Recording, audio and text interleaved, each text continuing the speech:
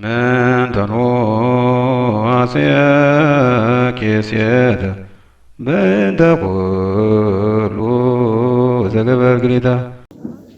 በስመ አብ ወወልድ ወመንፈስ ቅዱስ አሐዱ አምላክ አሜን። ክቡራን ሊቃውንተ ቤተ ክርስቲያን፣ አይንተ እግዚአብሔር ካህናት፣ ሊቃነ ምስጢር፣ ዲያቆናት፣ ምእመናን ወምእመናት በሕያው እግዚአብሔር ስም እንደምን አደራችሁ። የቸርነት ባለቤት የሆነ ቅዱስ አምላካችን ሁላችንም እስከዚህ ሰዓት ድረስ በምሕረቱ በይቅርታው በቸርነቱ ጠብቆ ስላደረሰን ስሙ ከምድር እስከ አርያም ለዘላለም የተመሰገነ ይሁን። ኑ አቁራሪተ መዓት አምሳይተ ምሕረት ወላዲተ መድኃኒት ቅድስተ ቅዱሳን ድንግል ማርያም ስም አጠራሯ ለዘላለም ከፍ ያለና የተመሰገነ ይሁን። ብትወድስ ልታነጻይ ትችላለህ ይላል። በዚህ በማቴዎስ ወንጌል ምዕራፍ 8 ቁጥር 2 ላይ እንዲህ የሚል ኃይለ ቃል ተጽፏል። ብትወድስ ልታነጻይ ትችላለህ ይላል። ቁጥር 1 ጀምሮ ምንድነው የሚለው? ጌታችን መድኃኒታችን ኢየሱስ ክርስቶስ ከተራራ ሲወርድ ብዙ ሕዝብ ተከተለው ይላል። ማቴዎስ ምዕራፍ 5 ቁጥር 5 ምዕራፍ 6 ምዕራፍ 7 እነዚህ ሶስቱ ምዕራፎች በአጠቃላይ የተራራው ትምህርት በመባል የሚታወቁ ናቸው። መድኃኒታችን ኢየሱስ ክርስቶስ ብዙ ጊዜ ትምህርት በምር እንዲረዳለት አንድ ጊዜ በታንኳ አንድ ጊዜ በተራራ ላይ ሆኖ ያስተምር ነበርና በተለይ አንቀጸ ብፁዓን ትምህርት የሚባለው የተራራው ስብከት በመባል የሚታወቅ ነው። አንቀጸ ብፁዓንን ያስተማረበት 9ኙን አንቀጸ ብፁዓን ያስረዳበት ማለት ነው። አንደኛውን በዮሐንስ ስለምናገኘው ታዲያ ይህን አስተምሮ ከጨረሰ በኋላ ከተራራ ሲወርድ ብዙ ሕዝብ ተከተለው ይላል። እነዛ መካከል ግን አንድ በለምጽ የተመታ ሰው መጥቶ ወድቆ ሰገደለት። እመሰ ትፈቅር ትክለ አንጽሖቴ፣ አቤቱ ብትወድስ እኔን ማዳን ይቻልሃል፣ ከለምጼ ማንጻት ይቻልሃል ብሎ ሰገደለት ይላል። ያን ጊዜ እጁን ዘርግቶ አዎን እወዳለሁ ንጻ ብሎ ከለምጹ አንጽቶታል። ይሄን ሰው አንድ ነገር ተናገረው። ከለምጹ አንጽቶ ዝም ብሎ አላሰናበተውም። ሂደህ ለማንም እንዳትናገር፣ ነገር ግን ራስህን ለካህን አስመርምር፣ ሆር አፍትን ርእሰከ ለካህን፣ ራስህን ለካህን አስመርምር፣ ለሌላው ግን ማውራት አይጠበቅብህም ብሎ ይህን መመሪያ ሰጥቶ ነገረው። ከዛም በኋላ መባህን አስገባ። ራስህን ለካህን ካስመረመርክ በኋላ መባህን ማስገባት ትችላለህ፣ ሙሴ እንዳዘዘ ለሌሎቹም መፈራረጃ ሊሆንባቸው የሚሉ እነዚህን ነጥቦች አስተምሮ ሰደደው ይላል። በዋናነት ይህ ኃይለ ቃል የሚያሳየን አንድ ነገር አለ።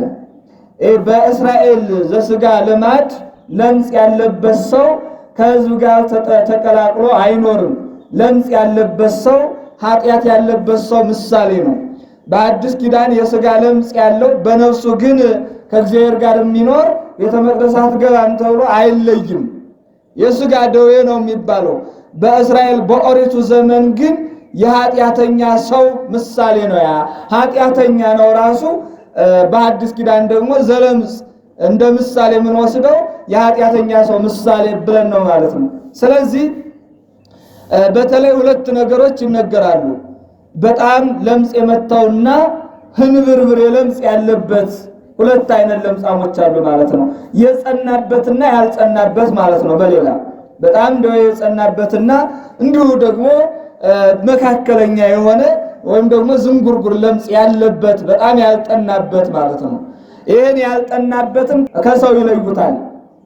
በለምጽ ማለትም በጣም ደዌ ያልጠናበት ለምጻምን ከሰው ይለዩና ብቻ ያስቀምጡታል። ለምን? ተስፋ ስላልቆረጠ ወደ ሌላ ሃይማኖት አይሄድም ወይም ደግሞ እግዚአብሔርን አይክድም በማለት። ይሄን በጣም የጠናበትን ግን አይለዩትም። ምክንያቱም ተስፋ ቆርጦ ወደ ሌላ ይሄዳል እግዚአብሔርን ይተዋል ብለው ስለሚያስቡ። ግን 4 መመሪያ ይነግሩታል። 4 መመሪያ።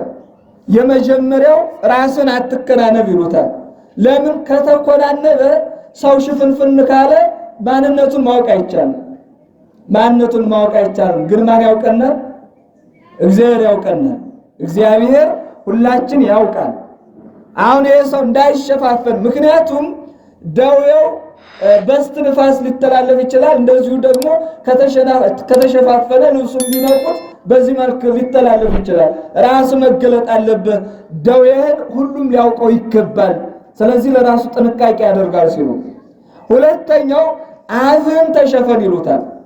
አፍህን ተሸፈን ይሉታል። ምክንያቱም ደዌው በስትንፋስ ስለሚተላለፍ በአንተ ስትንፋስ ምክንያት ሌላው ምን እንዳይበከል አፍህን ያዝ ይሉታል። አፉን ይይዛል፣ ራሱን ይገልጣል። ሁለተኛው መመሪያ ነው። ሶስተኛ ወገብህን አትታጠቅ ይሉታል። ወገብህን እንዳትታጠቅ። ወገቡ ለምጽ የያዘው ሰው ልህሉህ ነው ወይም ደግሞ ልል ነው። ወገቡ መሸከም ስለማይችል ትጥቅ እንዳትታጠቅ ይሉታል። ሶስተኛው ማለት ነው። አራተኛው ጫማ እንዳትለብስ ይሉታል። ምክንያቱም አሁን ልውሉ ስለሆነ ማንሳት መጣል ሰውነቱን ሊልጠው ይችላል። እዚህ አንፃር እነዚህን አራት መመሪያዎች ይነግሩትና ይሄን የጠናበትን አብሮ ከህዝቡ ጋር እንዲኖር ያደርጉታል። አሁን ዋናው ጉዳያችን ያለልን ምን ማለት ነው? መጀመሪያ የሚገርመው እስራኤላዊ ነው፣ እዛው ተወልዶ ያደገ ነው። ትንቢቱን ያውቃል፣ ተስፋውን ያውቃል። መጥቶ ሰገደለት። እባክህ አንጻይ ብሎታል። አንጽቶታል። እጁን ዘርግቶ አነጻው ይላል። ምንድነው ዓላማው? ይሄ ምንድነው ዓላማው? የመጀመሪያው ከተራራ ሲወርድ ብዙ ህዝብ ተከተለው። ከብዙሃኑ መካከል የለምጽ ያለበት ሰው መጥቷል ነው። ከተራራ ሲወርድ ማለት ከልዕልና ወደ ትሕትና ጌታችን መድኃኒታችን ኢየሱስ ክርስቶስ በተገለጠ በሥጋ ማርያም በተወለደ ጊዜ ነቢያት፣ ሰማዕታት፣ ሐዋርያት፣ ጻድቃን፣ ደናግል፣ አበው መነኮሳት ተከተሉት ማለት ነው። ተከተሉት። እነዚህ ያመኑበት ስለ ስሙ መከራ ተቀበሉ ማለት ነው። ስለ ስሙ መከራ ተቀበሉ። ታዲያ ጌታችን ኢየሱስ ክርስቶስ በዚህ ዓለም ሲገለጥ ለምጻም የተባለው ማን ነው ቢሉ የሰው ልጅ ነው። የሰው ልጅ በፍዳ ኃጢአት ተይዞ ይኖር ነበረ። እጁን ዘረጋለት፣ ለመነው፣ አድነን እያለ ለመነ። የሰው ልጅ በዚህ ዓለም እባክህ አድነን እያለ ተማጸነ። በሱባኤ ነቢያት በሱባኤ ቆጥረው በትውልድ እንዲሁ ደግሞ በቁጥር እየቆጠሩ በአጠቃላይ እየወደቁ እየተነሱ ልጅህን ላክልን ያድነን እያሉ ነቢያቱ ሲማጸኑ ኖረዋል። ሌሎቹም ቅዱሳን እንደዚሁ። ከዛ በኋላ ራሱን ዝቅ አድርጎ ተገለጠ። በማን? በሥጋ ማርያም። የማንን ዕዳ ሊከፍል? የሰውን ዕዳ ሊከፍል፣ የሰውን ፍዳ ኃጢአት ሊያቀልጥ እጁን ዘረጋ ማለት በመስቀል ላይ እጁን ዘርግቶ ለሰማዕታት ደሙን አፍስሶ አብነት ሆናቸው ማለት እኮ ነው። እጁን ዘረጋ። እጁን ሲዘረጋ ደግሞ በደሙ ፈሳሽነት የሰው ዕዳ ተከፈለ። የሰው ዕዳ ተከፈለ። እወዳለሁ ንጻ ማለት በደም ያነጻለሁ ነው። ለምጽ የተባለውን ፍዳ ኃጢአት ነው ማለት ነው። ፍዳ ኃጢአት ነው። በዚህ ምክንያት ሰማዕታት እሱን አብነት አድርገው ስለ ስሙ ተሰደዋል፣ ታርደዋል፣ መከራ ተቀብለዋል። ስለ ሃይማኖታቸው በስደት በረሃብ በጽም ተሰቃይተዋል። ለምሳሌ አሁን እነዚህን አራቱን ነገሮች እስኪ እዚህ ጋር እናያይዛቸው። እወዳለሁ ንጻ አለው፣ ዕዳውን ከፈለለት። በዚህም ሰማዕታት አብነት አድርገውታል። ሌሎቹም ቅዱሳን አብነት አድርገው በምናኔ ይኖራሉ፣ በተጋድሎ ይኖራሉ። ራስን አትከናነም ማለት ምን ማለት ነው? ራስን አትከናነም ማለት ደዌው እንዲታይ ነው። ጉዳዩ ግን አይደለም። ምስጢሩ ልዕልና ሃይማኖት የለህም፣ ተልዕሎ ሃይማኖት የለህም ሲሉት ነው ይላል። ሰው ልዕልና ሃይማኖት ከሌለው ለሚናገረው ነገር ለተፈጠረበት ዓላማ መኖር አይችልም። ልዕልና ሃይማኖት የሌለው ሰው እግዚአብሔርን አይከተልም። ልዕልና ሃይማኖት የሌለው ሰው የተናገረውን ቢናገር እንኳን ተአማኒነት የለውም። ሃይማኖት ያላቸው ሰማዕታት ግን በሃይማኖታቸው ጸንተው ስለ እግዚአብሔር ብለው መከራ ተቀብለዋል። ስለዚህ ራስን አትከናነም ማለት ልዕልና ሃይማኖት የለም። ራስ የተባለ ክርስቶስ ስለሆነ እያችሁ ራስ ክርስቶስ ነው። ስለዚህ ራስህ ተጋልጧል፣ ሃይማኖት የለም ሲሉት ነው። የሰማዕታት ራሳቸው የኛ ራስ ደግሞ ከድንግል ማርያም የተወለደው ኢየሱስ ክርስቶስ ነው። ስለሱ ብለው ሰማዕታት ለምሳሌ መከራ ተቀብለዋል። ለምሳሌ ዛሬ የሚታሰበው ቅዱስ ቢላሞን የተባለ አንድ ቅዱስ ይታሰባል። ቅዱስ ቂርቆስ ወርሃዊ መታሰቢያ በዓሉ ነው። ቅዱስ ቢላሞን ደግሞ ዓመታዊ መታሰቢያ በዓሉ ነው። ምንድነው አባቱ መምለክ የጣዖት ነው ይሏል። እናቱ ደግሞ ክርስቲያን ናት ይላታል። ያው መቼስ እንደ ጊዜ ተቀላቅሎ መኖር አለ አይደለ? አንዱ ጨለማው ከብርሃን ብርሃኑ ከጨለማ ታቦቱ ከጣዖት ሲቀላቀል ይሄ በጎ አይደለም። ተቀላቅሎ ነው የሚኖር። ከነሱ መካከል ግን ቢላሞን የተባለ ልጅ ተወልዷል ይላል እና እንደ አጋጣሚ ሲሄድ አንድ ካህን አገኘው ይላል። ይሄ ካህን ጌታችን ኢየሱስ ክርስቶስ ከሰማየ ሰማያት መውረዱን ከድንግል ማርያም መወለዱን ስለኛ ብሎ መሰቀሉን መከራ መቀበሉን መሞቱን መነሳቱን ማድረጉን ይሄን በደንብ አድርጎ አስተማረው ይላል። አመነ ተጠመቀ። እንደውም ድውይን የመፈወስ ጸጋ ሁሉ ተሰጠው ይላል። ሀብተ ጸጋ ሀብተ ፈውስ ተሰጠው። ብዙ ተአምራትን የማድረግ ጸጋ ተሰጠው ይላል እና አንድ ቀን ምን ገጠመው? በመንገድ ሲሄድ አንድ ሁለት አይኑ የታወረ ሰው እባክህ እኔ በልጅነት አይኔን አጥቼ መኖር አልቻልኩም፣ ለአይኔ መድኃኒት አድርግልኝ፣ ምናልባት አይኔ ይፈወስ ከሆነ አይኔ ይድን ከሆነ አለው። እንደው አካል ሁሉ ይታጣ፣ በተለይ ለአይን ስንት ዋጋ ይከፈልበታል ኦርቶዶክሳውያን። እስኪ የአይንን ዋጋ እንደው በተመን ይቻላል? እስኪ ንገሩ። አሁን የአይን ዋጋ ቆጣሪ ቢኖረው እስካሁን ስንት ቆጥሯል? ቆጣሪ ቢለጠፍበት ለምሳሌ የመብራት ቆጣሪ ያለው አይደል? ሲያበራ ማታ ማታ ይቆጥራል። እግዚአብሔር ከዚህ ከአይናችን ላይ ቆጣሪ ቢገጥም እንደው 70-80 ዘመን የሆነው ሰው ስንት ሚሊዮን ብር ነው ቢከፍለው ነው? እስኪ አስቡት። ስንት ሚሊዮን ብር ያለ ዋጋ እኮ ነው የሰጠን። እባክህ አይኔን አጥቼ መኖር አልችልም ማለት እንደው ተመልከቱ። ይሄን ለአይናችን ደግሞ ፀሐይን ፈጠረ። ፀሐይም ላይ እንደዚሁ ቆጣሪ ቢገጥም እግዚአብሔር ዓለም ሁሉ እስካሁን እንደው ከብሎ ሲጨርሳላችሁ ታስባላችሁ? ተከብሎ እኮ አያልቅም። የማይከፈልበት እንዲህ አይነት ጸጋ እኮ ነው የሰጠው እግዚአብሔር። እንዲህ አይነት ቸር አባት እኮ ነው። ታዲያ ይሄ ሰው እባክህ መድኃኒት አድርግልኝ፣ አይንን እንዲመልስልኝ ለእግዚአብሔር ጠይቅልኝ፣ አንተም መድኃኒት አድርግልኝ። እግዚአብሔርን አያውቀውም። ያው መቼስ የሚያምነው ስላለ የመጣው ሰው እግዚአብሔርን የማያመልክ መምለክ የጣዖት ነው እንዲሁ ነው የሚጠይቀው። ወዳውኑ ምን አለ? መድኃኒት ሳይሆን አሁን አንዳንድ ጊዜ ሰው መድኃኒት ሲያደርግ ወይ የሆነ የሚያስታግስለት ከእጽዋቱ ቆርጦ ምን ሊያደርግ ወይ ደግሞ በዘመናዊ ታብሌት ወይ የሆነ ጠብታ ሊደረግ ይችላል። ቢላሞን የተባለው ግን ያ ካህን አስተምሮ ከጠመቀው በኋላ ያደረገው ምንድን ነው? ቅጠል በጥሶ ወይም ደግሞ ጨምቆ አይደለም ያደረገለት። በቀጥታ አይኑን ሁለት አይኑን ያዘና በስመ አብ በስመ ወልድ በስመ መንፈስ ቅዱስ ብሎ መስቀለኛ ሰራበት ይላል። እዚህ ግንባሩ ላይ አፍንጫው አለ። በዚህ አንድ በዚህ አግድም አድርጎ መስቀለኛ ሰራበት። በአብ በወልድ በመንፈስ ቅዱስ ብሎ መስቀለኛ ሲያማትርበት ሁለት አይኑ ተገለጠ ይላል። አቤት እግዚአብሔር ቸርነት እኮ! አያችሁ፣ ልዕልና ሃይማኖት ማለት ይሄ ነው። በየርክበት ስራ የምትሰራበት ሰው ፍጹም ሃይማኖቱን ከገለጠ እግዚአብሔር አያሳፍርም።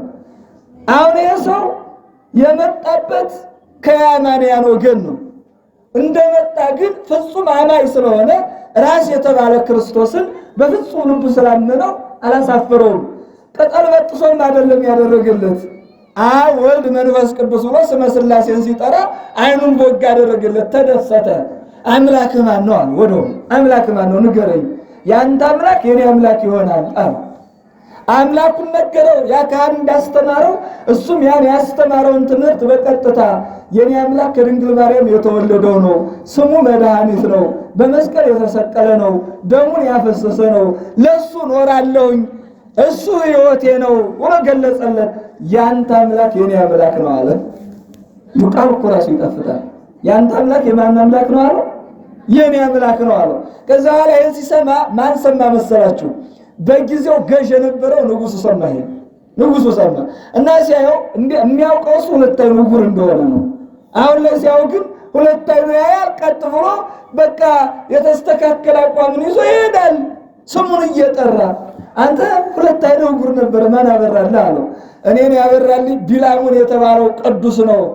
ያ ቅዱስ ያበራልኝ፣ የኔም አምላክ የእሱ አምላክ ነው። ተው አይሆንልህም አለው። አይሆንም እኔ ክርስቲያን ነኝ አለ። በጣም የቅዱስ ቂርቆስን ቃል ደገማያችሁ። ቅዱስ ቂርቆስ በሕፃንነቱ ንጉሱ ሲያስገድደው እኔ ክርስቲያን ነኝ እያለ ነበር የሚጮኸው። እኔ ክርስቲያን ነኝ እስኪ ሁላችሁ በሉ፣ እኔ ክርስቲያን ነኝ በሉ እስኪ። አያችሁ፣ መፈክር አደረገው ማለት ነው። ወዲያው አምኖ እኮ ነው የተጠየቀው። አልዋለም አላደረም። ንጉሱ ጠየቀው። ተው የማንነት አያዋጣም ማለት ወደድክም ጠላህም እኔ ክርስቲያን ነኝ አሁን አልፈራም። እንዲህ ነው ተልዕሎተ ሃይማኖት ማለት ይሄ ነው። እያችሁ የማያሳፍር ማለት ነው። አምና አንደበትን ገልጠህ የምትናገርበት እንዲሁ ብሎ ሲናገረው ወደው ሰራዊቱን አዞ አንገቱን አስቆርጦ ገደለው ይላል። ሰማዕትነትን ተቀበለ። ማንን ይዞ? ክርስቶስን ይዞ ክርስቶስን ልዕልና ሃይማኖቱን አስከብሮ ማለት ነው። የሌለው ከሆነ ግን ወደው ይክዳል። ከክህደት ወደ ክህደት ከጥፋት ወደ ጥፋት ነው የሚሄደው። አይጠብቀውም።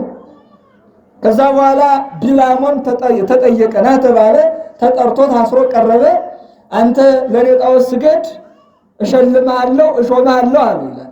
ያኑ ደገመው። የኔ አምላክ ኢየሱስ ክርስቶስ ነው አለ። አንድ ጊዜ በግርፋት ሲገረፍ የግርፋት የሚባለው ነገር ይሄ የምናየው ዓለም ጋር አይደለም። አንዳንዶቹን በኤሌክትሪክ ቶርች ያደርጓቸዋል። ኤሌክትሪክ ስጋቸው ጋር ሲያቀርቡ እንደ ኤሌክትሪክ ንዝረት ሲሰማቸው እንዴት ነው እናቶች አሁን ስቶቭ እንደው ሲነዝራችሁ ሰውነታችሁ እንዴት ነው የሚለው? ቫይብሬት እኮ ነው የሚያደርገው አይደለም? ወስደው ኤሌክትሪኩን ሲያስጠቁት ሰው ደማቸው ነው የሚመጣው። እዛ ይነቅሉታል ማለት ነው። ነፍሳቸው ሳትለይ ይነቅሉታል።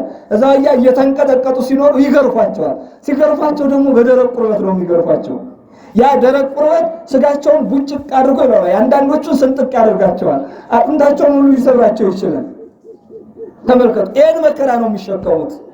ምንን ለማስከበር? ልዕልና ሃይማኖታቸውን ከዚህ ላለመውጣት ሲሉ አንዳንዶቹ ነው በኩላ ይሰቅሏቸዋል፣ ያንጠለጥሏቸዋል። የአንገታቸው ላይ ያደርጉና እንደ ፔንዱለም ሲሎ እንዲሉ ያደርጓቸዋል። እስትንፋሳቸው ተዘግቶ እንዲሞት። አንዳንዶቹ ደግሞ ስጋቸውን በቢላ እየከተፉ እያዩ እኮ ነው። እስኪ አስቡት። አይናችሁ እያየ ጣታችሁ ቢቆረጥ ምን ትላላችሁ? አይናቸው እያየ አስቃዝቃቸውን ይቆርጧቸዋል። አንዳንዶቹ መከራ እንዲጸናባቸው እኮ ነው። ያን ጊዜ እንዲክዱ ማለት ነው። እዚህ ይገረባሉ፣ እዚህ ይራባሉ፣ እዚህ ይቆረጣሉ። ከዛ አሲድ ይነሰነስባቸዋል። አንዳንዶቹ እያችሁ ሰማዕታት የሚባሉ ዝም ብሎ አይደለም፣ ይህን ሁሉ መከራ ተሸክመው ያለፉ ናቸው። ታዲያ ሃይማኖታቸው እንዴት ነው የሚወዷት? አላሳፈራቸውም እኮ የሚያመልኩት አምላክ።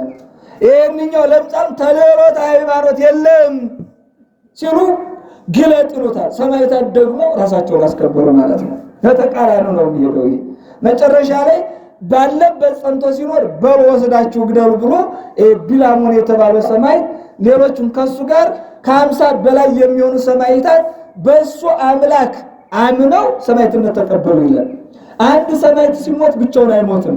ሌሎቹን አስተምሮ በሕይወት ፈለጉን ተከትለው ለክርስቶስ ምርኮኛ የሆኑትን ሰብስቦ ለነዛ አብነት ሆኖት ነው እንግዲህ ነፍሱ ከስጋው የምትለየውና በዛሬው ዕለት ይህም ትልቅ የሆነ ቅዱስ ሰማዕት ቤተክርስቲያን ታስባለች ማለት ነው። ሃይማኖትን በዚህ ልክ የገለጸ እኛም በልዕልና ሃይማኖት እንድንኖር አምላከ ቅዱሳን ይርዳን። ሁለተኛው አፍን ምን ሸፍን ነው። ምክንያቱም ይሄ ሰው ልዕልና ሃይማኖት የለውም። ልዕልና ሃይማኖት ከሌለው ማስተማር አይችልም። ማስተማር አትችልም ሲሉት እኮ ማስተማር የሚችለው ሰው ግን የተናገረው መኖር ይችላል። ለምሳሌ ቅዱስ ጳውሎስን እንውሰድ። አንድ ነገር ይናገራል። አትስረቁ ትላለህ፣ ራስህ ትሰርቃለህ። አታመንዝር ብለህ ታስተምራለህ፣ ራስህ ታመነዝራለህ። ወደ ጎልማሳ ሚስት አትሂድ ብለህ ታስተምራለህ፣ አንተ ግን ወደ ጎልማሳ ሚስት ሄደህ ትሰርቃለህ። እያችሁ ሰው የተናገረውን ካልኖረበት ይሄ ሰው ቢናገር ትርጉም አለው? ክርስትናውን ተናግረን እናንተም ደግሞ እንደመጠናችሁ ተናግራችሁ የተናገራችሁበትን ካልኖራችሁበት ክርስትናው ትርጉም አለው? የለውም። ስለዚህ አንተ ማስተማር አትችልም፣ አፍህን ያዝ ማለት እኮ ነው። ታዲያ ቅዱስ ጳውሎስ ምን አለ? የተናገረውን ስለኖረበት እኔ ክርስቶስን እንደምመስል እናንተ ማንን ምሰሉ አለ? እኔን ምሰሉ አለ። ክርስቶስን መስሎታል። የሚናገር ሰው ክርስቶስን መስሎ ይኖራል። እኔ በዚህ ዘመን የምነግራችሁ መስሎ ከሚኖረው ክርስቶስን መስሎ ከሚኖረው ይልቅ አስመስሎ የሚኖረው ይበልጣል። አይበልጥም? ኦርቶዶክሳዊ አስመስሎ የሚኖረው ሰው ደግሞ በለበጣ ንግግር የሚኖር ነው። በጣም አስቸጋሪ ሰው ነው የሚሆነው። የለበጣ ንግግር ውስጡን ማወቅ አትችሉም። በላይ ሸንግሎ ነው የሚነግራችሁ፣ ውስጡ ግን መርዛማ ነው የሚሆነው። አስመስሎ የሚኖር ሰው ቅዱስ ጳውሎስ እንዲሁ ሲናገር እኔ ክርስቶስን እንደምመስል እኔን ምሰሉ ሲል ሕይወቱን ኑሮበት ነው። አያችሁ፣ ይናገረዋል፣ ይኖረዋል።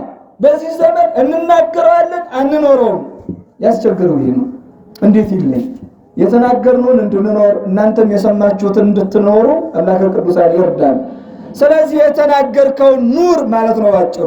አንተ ግን ይሄን አትችልም፣ ልዕልና ሃይማኖት ስለሌለ ማስተማር አትችልም ማለት እኮ ነው። ይሄን የሚገልጽ ነው። ሶስተኛው ወገብህን አትታጠቅ ልዕል ሆነ ወገብህን አትታጠቅ ሲለው ንጽህና የለህም ሲለው ነው። ንጽህና የለህም። ንጽህና አሻጋሪ ነው። ንጽህና ያለው ሰው እግዚአብሔርን ያየዋል። ሶስት ነገሮች አሉ። ንጽሐ ሥጋ፣ ንጽሐ ነፍስ፣ ንጽሐ ልቡና የሚባሉ ቅዱሳን በንጽሐ ሥጋ ደረጃ ሲደርሱ ግዙፋኑ ነው ያሉ። እነዚህን በርቀት ያሉትን በርቀት ያሉት እነ ብዔሞትን እነ ሌዋታንን ይመለከታሉ። እያችሁ እነ ብዔሞትን እነ ሌዋታንን፣ በርቀት ደግሞ ነፋሳትን ይመለከታሉ። እነ ብዔሞት ሌዋታን የሚባሉ እነዚህ ግሩማን አራዊት የሚባሉት ናቸው። እንደውም ሊቃውንቱ ሲናገሩ እነዚህ ግሩማን አራዊት በዓመት አንድ ጊዜ ድምፅ ያሰማሉ ይላሉ። በዓመት አንድ ጊዜ ድምፅ ሲያሰሙ እነዚህ በጫካ የሚኖሩት ምን ያደርጋል? ይፈራሉ። የአናብስቱ አራዊቱ የሰው ልጅ ወጥተው እንዳይጨርሱ በዛው ተሰብስበው የሚኖሩት የነዚህን ድምፅ ሰምተው ነው። አቤት እግዚአብሔር ዓለምን የሚያስተዳድርበት ተባባያችሁ እንዴት እንደሚገርም! በዚህ ነው እግዚአብሔር ዓለምን የሚመራው። ታዲያ እነዚህን ይመለከታሉ ይላል። ሁለተኛው ከንጽሐ ሥጋ፣ ንጽሐ ነፍስ፣ ንጽሐ ልቡና ከንጽሐ ነፍስ ደረጃ ሲደርሱ ደግሞ መላእክትን ይመለከታሉ። እንደነ ዮሐንስ አጽር ማለት ነው። ዮሐንስ አጽር ገበያ እንቅብቆና ሊሸጥ ሄደ ይላል።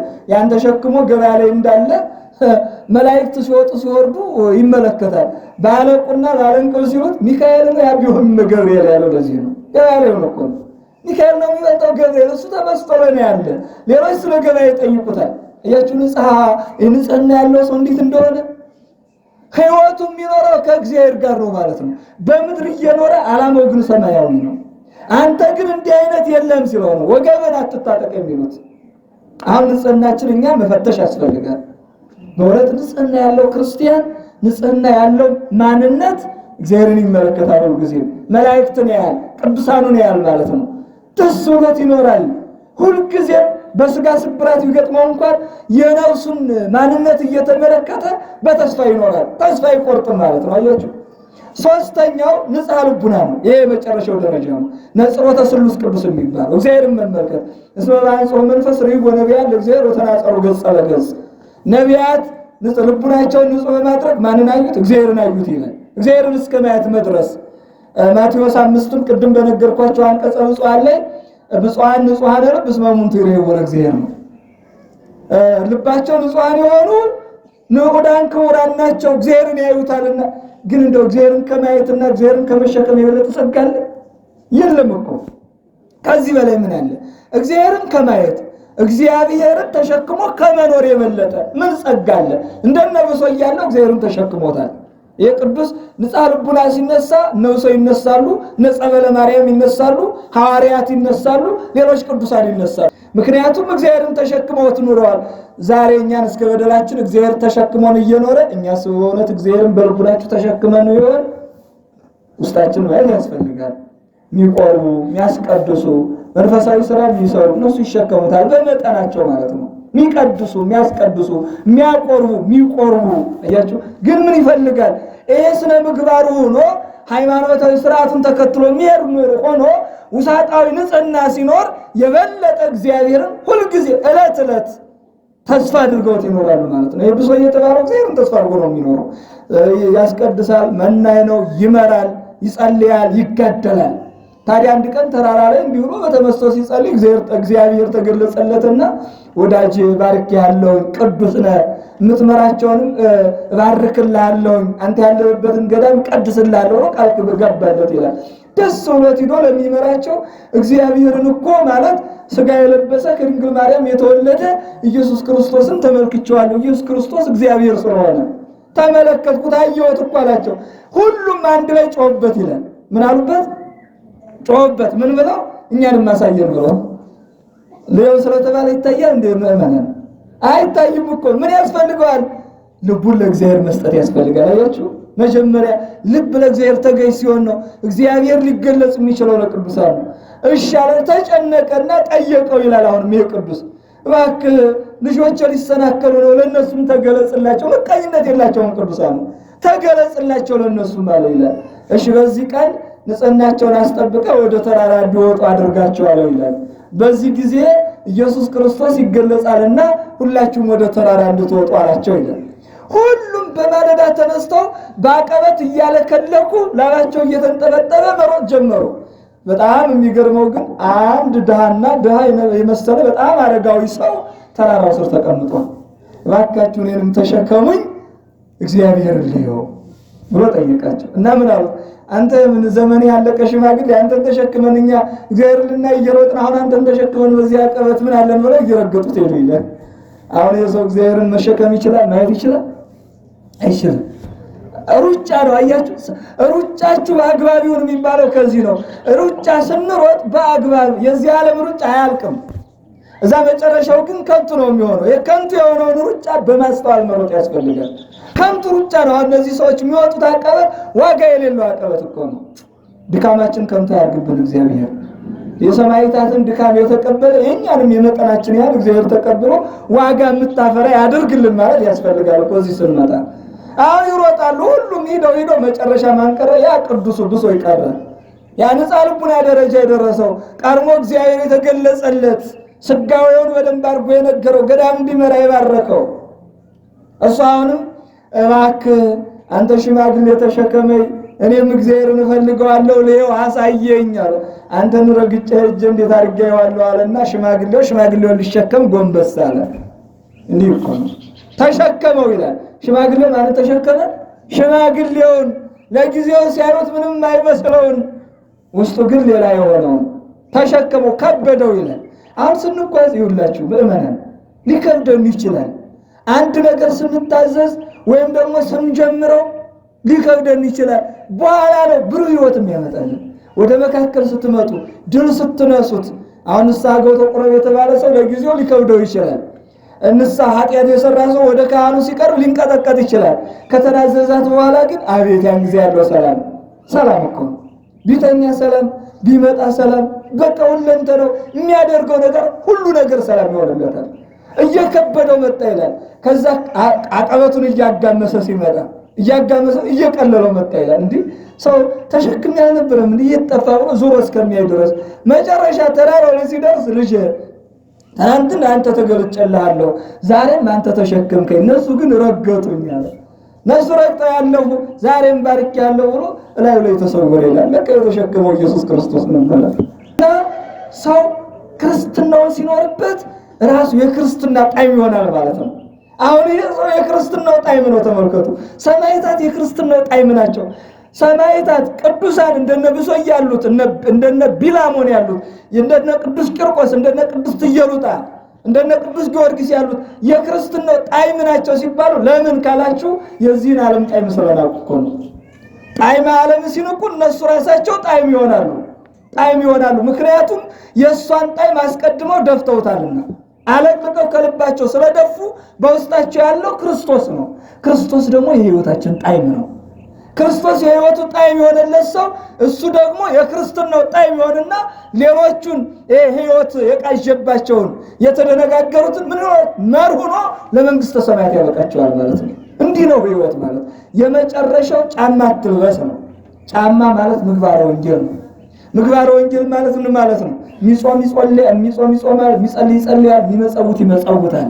እንዲህ እያለ የቸርነት በጎነት ደግነት የሚባሉት አጠቃላይ በክርስትና ሕይወት የምናደርጋቸው መጨረሻ ደግሞ የምንጠየቃቸው ማለት ነው።